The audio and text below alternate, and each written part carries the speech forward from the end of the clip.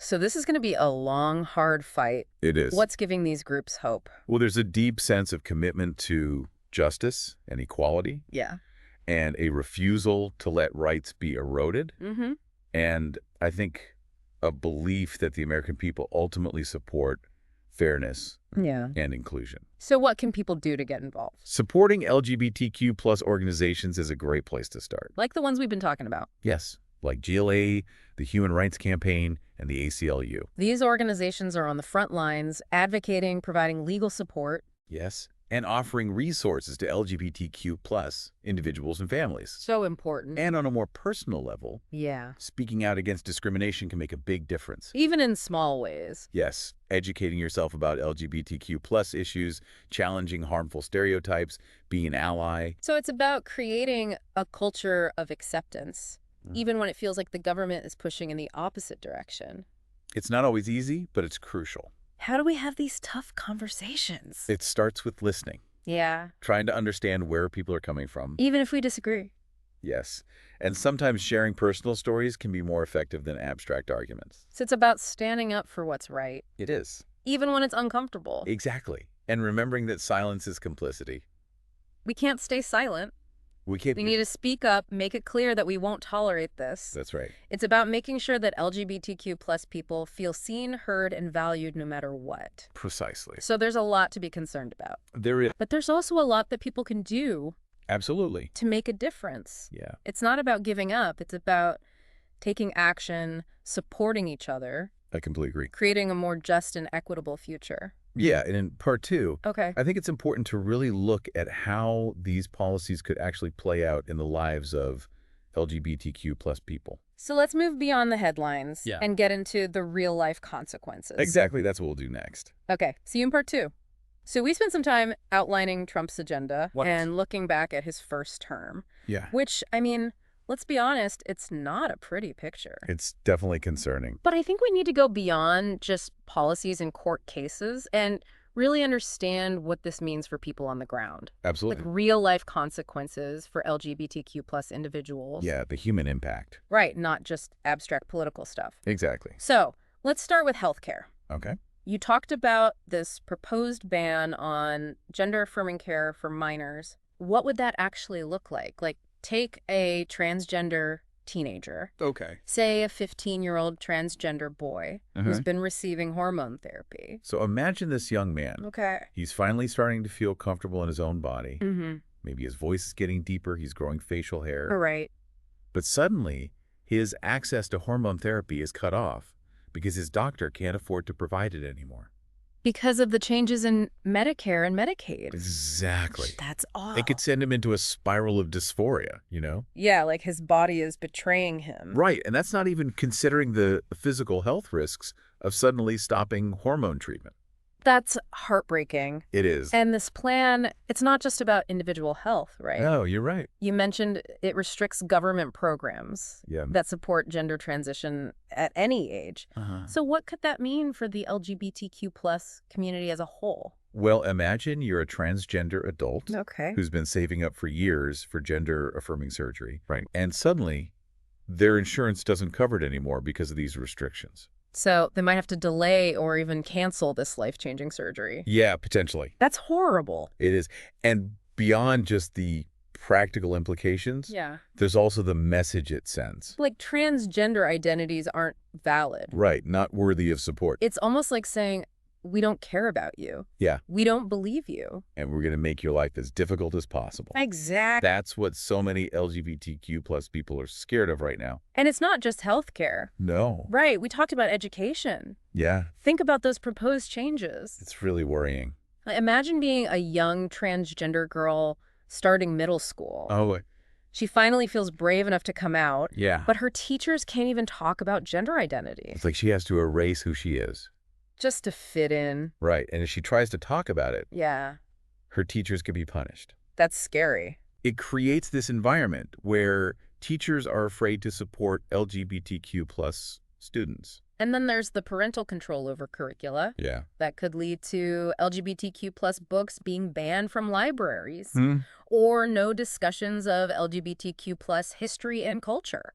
It's like pretending they don't exist. It's like we're going backwards. Erasing decades of progress. And it's not just schools, right? Right. We talked about that UCLA study about removing DEI initiatives from universities. Yeah, imagine you're a young LGBTQ plus professor. Okay. Just starting their career. Excited to contribute. Exactly. But the university is hostile. They might face microaggressions, have their research funding denied. It's like they're being told they don't belong. Right. Their voice doesn't matter. It could lead to talented scholars leaving. It's a loss for everyone. It is. We lose out on diverse perspectives. And innovative ideas. And it's not just education and healthcare. No, it's everything. Employment, housing, adoption. Without those anti-discrimination protections, Mm-hmm. LGBTQ plus people could be denied opportunities. Or face harassment and violence. Just for being who they are. Give me an example. Imagine a young transgender couple Okay. trying to adopt a child. They've gone through the process. Background checks, loving home, stable income. But the agency says no. Because they're transgender. That's awful. It is. Denying a child a loving home. And denying them the chance to be parents. Just because of prejudice. And it goes beyond adoption, right? It does. Housing. Yeah, a landlord could refuse to rent to a same-sex couple. Public spaces. A transgender person could be denied access to the right restroom. It's taking away basic dignity. Treating LGBTQ plus people like second-class citizens. These are just a few examples Yeah. of how these policies could actually impact people's lives. It's a lot to think about. This is a lot to process, honestly. I understand. It's overwhelming. It is. It's scary. But the LGBTQ plus community is strong. Yeah. They've faced hard times before, and they've always organized, resisted, fought for their rights. So what can people do? Supporting LGBTQ plus organizations. Like GLAAD, the Human Rights Campaign, the ACLU. Exactly. They're on the front lines. What about in our own lives? Speak out against discrimination. Even in small ways. Yes, educate yourself. Challenge stereotypes. Be an ally. It's about creating a culture of acceptance, It is. even when it feels like the government is working against us. It's not easy, but it's so important. How do we have those tough conversations with people who disagree with us? You have to listen. Really listen. Try to understand where they're coming from. Even if you don't agree. Exactly. And sometimes sharing personal stories can be more powerful than just arguing. And sometimes it's about setting boundaries, Yeah. saying you won't tolerate hate, We have to stand up for what's right. even when it's hard. And remember, silence is complicity. We can't stay silent. We need to speak up, be loud, make it clear that this is not okay. We have to make sure LGBTQ plus people feel seen and heard Absolutely. and valued no matter what. So there's a lot to be worried about. There is. But we can all do something to make a difference. Support each other, take action, fight for a better future. And in part 3, we'll zoom out even more. Yeah. Look at the big picture. What does Trump's victory tell us about America? That's the question. That's what we'll talk about next. Okay, so we've talked about the potential impacts, the policies, the court cases. Yeah. It's a lot. It is. But you're right, we need to zoom out a little. Yeah. Look at the bigger picture. The big question. What does Trump's victory tell us about America? I think it shows this tension, this real cultural tug of war. Yeah, that's a good way to put it. On one hand, we've got more and more acceptance of LGBTQ plus people, Yeah. especially young people. Right. But then there's this backlash, this fear of change, people clinging to what they see as traditional values. So it's not just about Trump. Yeah. It's about something bigger. He's tapping into this discontent. Riding that wave Exactly. He's become the champion for people who feel left behind. by the liberal elite. Right, and LGBTQ plus rights are painted as a threat to traditional family values. Or like a symbol of what's wrong with society. Yeah, and when you think about misinformation, social media It's powerful. has spread so quickly. It's hard to know what's true anymore. And those messages, those narratives about LGBTQ plus people being dangerous, It's scary. they take hold. It's not just about disagreeing with someone's lifestyle anymore. No. It's about demonizing a whole group of people. It creates this climate of fear, and that can have real-world consequences. With violence. We've already seen a rise in anti-LGBTQ plus hate crimes. That's terrifying. And this kind of rhetoric could make things worse. Is there any common ground left? I think there is, but it's going to take work. What kind of work? Empathy, real conversation. With people who don't agree with us. We have to try to understand their fears. Even if we don't agree with them. Even if we don't. That's It is. But sometimes sharing personal stories can be more effective than just arguing. And sometimes it's about setting boundaries. Absolutely. Saying you won't tolerate hate. So there's hope. I think so. What makes you hopeful? Well, more and more people are coming out as allies. That's good. Speaking out, demanding change. And there's more recognition of how LGBTQ plus rights are connected to other issues? Yeah, intersectionality. Right, I was going to ask about that. It's about understanding that different kinds of oppression are connected.